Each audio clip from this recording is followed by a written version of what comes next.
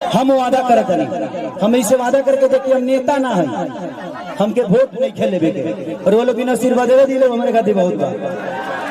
हम वादा करत नहीं कि भगवान अगर हमके बहुत बड़ा आदमी बना दे ना तो हम अपना पैसा से फिल्म सिटी बनाए भेजी गया, जमीन लोग लोगों को कलाकार है, हम नेता तो है ना। हम के करा के दोस्ती अनाज के की दोस्ती समाज के करा के दोस्ती अनाज के की दोस्ती समाज के, गैस के दी की प्याज के। देखिए इंसान में एक बात होता है आपसे, वो ट्रेन गलत नहीं होती है जो लेट होती है, वो सवारी गलत होती है जो उस पर सफर करती है। हमें अपने आप को समझना तो पड़ेगा ना। हम अपने बच्चों की भविष्य तय नहीं कर सकते। हमें अधिकार तो मिलता है तो कम से कम हम उस अधिकार के साथ हम अपने ऐसे इंसान को चुने जिससे हमारा भला हो सके। आज अगर यहाँ फिल्म सिटी बन जाए तो मुझे लगता है कि खेसारी लाल यादव यूपी में शूट करने जाते हैं, वहाँ पे कम से कम 60 से 70 लाख रुपया भैया प्रोड्यूसर और डायरेक्टर यूपी सरकार को दे के आता है। वहाँ कम से कम 300 लोगों को रोजी मिलेला, रोज कलाकार हो जी पैदा होले, रोज कलाकार काम करेले। लेकिन बिहार सरकार के कोनो चिंता नहीं है। ये बताई खेसरिया चाहे जितना भी संपत्ति बनौले बा बॉम्बे में बनौले बा, अगर वे चीज बिहार में रही तो खेसरिया का सारा संपत्ति बिहार में रही ना, हम अपना परिवार के अपना भाई लोगों के साथ रहते तो हमके भी तकलीफ होला, हमके भी अच्छा ना लगे कि हम दूसरा शहर में जाके दूसरा राज्य में जाके दुगो रोटी कमाता नहीं। हमके शर्म लागेला दूसरा के जगह काम करे में, लेकिन क्या करी जब हमारे खेत बंजर हो जाये तो हर तो दूसरे के खेत में नहीं चलावे के पड़ी हमके।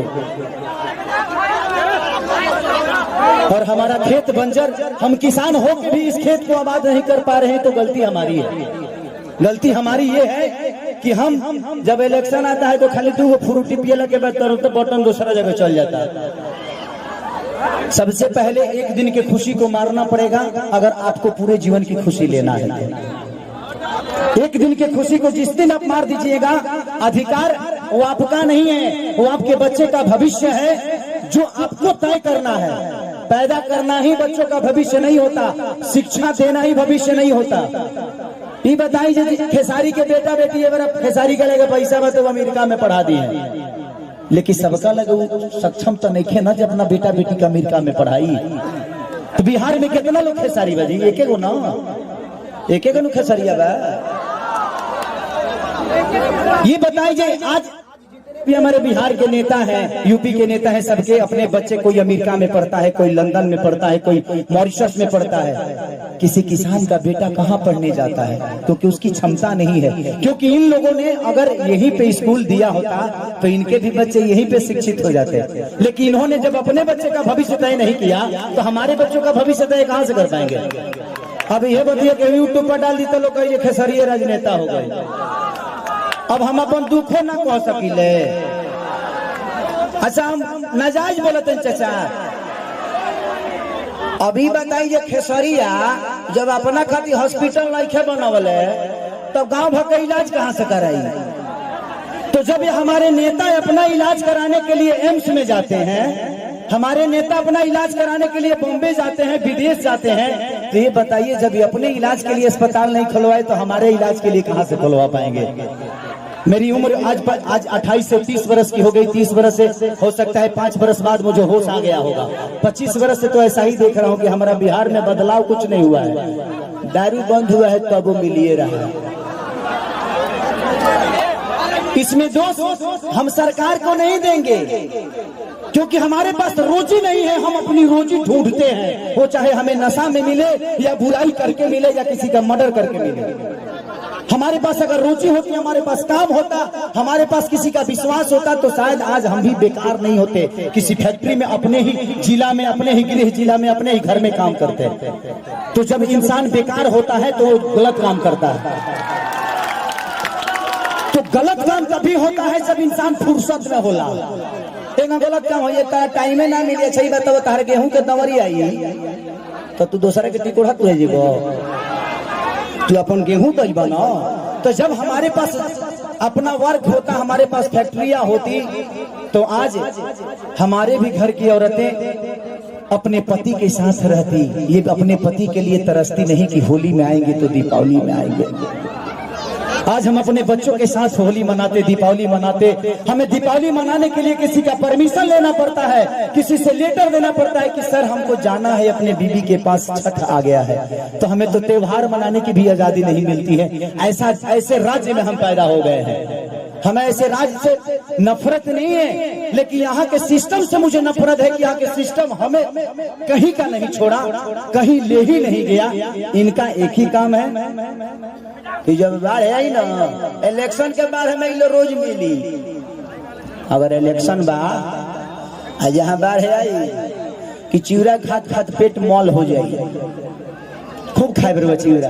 लेकिन यही इलेक्शन बीतते ही एक भी आदमी, हाँ, जो आपके दर्दों को समझता है। मैं किसी राजनेता पे उंगली नहीं उठा रहा हूँ, मैं सिस्टम पे बात कर रहा हूँ।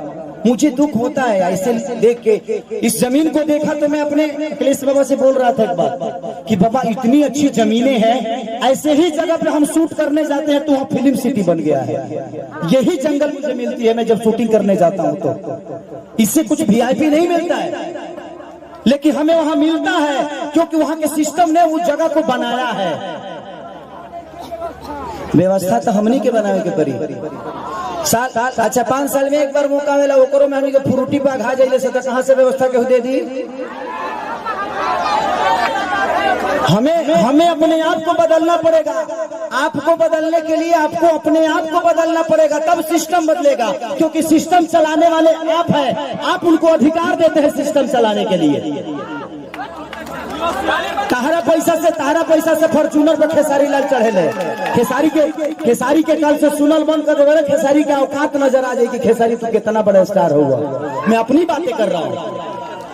तो जब खेसारी लाल यादव की औकात आपके हाथों में है, मेरा भविष्य आपने तय किया है। एक दूध बेचने वाले बेटा, एक लिट्टी बेचने वाले बेटा स्टार आपने बनाया ना। मेरे पिताजी कभी मेरा सिनेमा नहीं देखते हैं, लेकिन आप लोग अपने बेटा के लिए अपना हाथ तक फाड़ लेते हो, तो मेरे बाप से बढ़ के आप सब होते हो। इसीलिए मैं हमेशा आप सबसे प्यार करता हूँ। मैंने अपनी जगह पहचानी। रास्ते खत्म नहीं होते हैं, जहाँ खत्म होते हैं वहीं से एक दूसरा रास्ता बनता है। वो आपको चुनना है कि आप जाना कहाँ चाहते हो। एक पत्थर भी विश्वास क्यों जगा देता है। हम राम को क्यों पूछते हैं यार? पूछने का कारण है कि राम ने कर्तव्य किया है, और हम पत्थर में भी भगवान ढूंढ लेते हैं। और हम इंसान होकर एक इंसान को नहीं बदल सकते। क्या हम अपने बच्चों का भविष्य तय नहीं कर सकते? पत्थर में विश्वास ढूंढ लेते हैं, लेकिन हम किसी नेता में अपना भविष्य नहीं ढूंढ पाते हैं, क्योंकि हम फ्रूटी पे बिकते हैं। हमें फ्रूटी छोड़ना होगा। 5 साल बाद मौका होता है, ऐसा काम कर दो कि आदमी लोग बन जाओ। अपने आप समझ में आ जाए कि नेतागिरी का होला। हर आदमी के लिए बात करता हूँ। मैं देखा तो मुझे दुख हुआ कि इतने सारे जमीन के बावजूद, मैं किसी सरकार पे उंगली नहीं उठा रहा हूं, लेकिन मैं बातें बोलता हूं कि अगर मेरी बातें यूट्यूब के माध्यम से कहीं ना कहीं तो चलिए जाए, हम जाना चाहिए। लेकिन मैं यही कहना चाहता हूं सरकार से कि यहाँ 5000 एकड़ जमीन है, 100 एकड़ में फिल्म सिटी बना दो यार, कि मैं अपने भाइयों के साथ यहाँ शूटिंग करने आऊं। अगर मुझे लगता है ना, अगर यहाँ पे फिल्म सिटी 100 एकड़ में बन गया तो बिहार की सबसे खूबसूरत ये जगह होगी। ये मेरा दावा है, ये मैं जानता हूँ।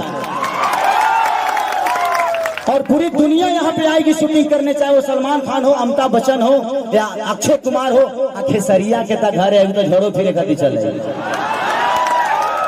हमार तो बतिया हटा दो, हम तो घर के बेटा हैं। ये जमीन के उपजल एगो अनाज है। लेकिन दुख होता है, हमके बड़ा दुख लगल है चाचा नहीं हटा। ये जगह देख के दुख ना लगल है। इतना सुंदर जगह बने, ओकरा बावजूदो हमनी के अपना जमीन पर फसल नहीं किस उगा पावत। ये हमनी के ब्रह्मणा बा, जो हमनी के कितना तकलीफ में बनी जा। अरे आप पिता हैं, क्या कहूँ?